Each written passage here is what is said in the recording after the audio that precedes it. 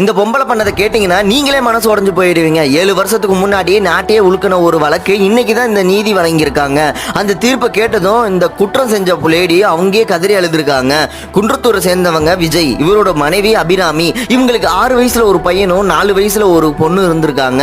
டிக்டாக்ல அதிகமா வீடியோ போட்டுட்டு இருந்த அபிராமி அந்த பகுதியில் பிரியாணி அடிக்கடி வாங்குவாங்க. அப்ப அங்க வேலை செய்யற மீனாட்சி சுந்தரம் என்பன் அவர் கூட பழக்கம் ஏற்படுது. அது ஒரு கட்டத்து மேல கள்ளக்காதலாவும் மாறி இருக்கு. இது அபிராமி புருஷனுக்கு தெரிய வருது. அதனால புருஷன் பொண்டாட்டிக்கிட்டே நடுவில் சண்டை அடிக்கடி வந்திருக்கு. அப்பதான் அபிராமி ஒரு முடிவு பண்ணி அந்த கள்ளக்காதலனோட ஓடி போயிடவும் செய்றாங்க. வீட்டுல இருக்கவங்க தான் குழந்தைய காரணம் காட்டி மறுபடியும் கூட்டிட்டு வந்திருக்காங்க. இனி காரணம் காட்ட குழந்தைங்க இருக்கக்கூடாதுன்னு ஸ்கெட்ச் போட்டு பால் அதிகமா தூக்க மாத்திரை கொடுத்திருக்காங்க. இதனால 2 குழந்தைங்களும் பரிதாபமா இறந்துட்டாங்க. இதனால அபிராமிக்கும் அவரோட கள்ளக்காதலுக்கும் ஆயுள் தண்டனை கொடுத்திருக்காங்க நீதிமன்றம். 7 வருஷமா நிலையில இருந்து இப்பதான் திருப்பே வழங்கியிருக்காங்க.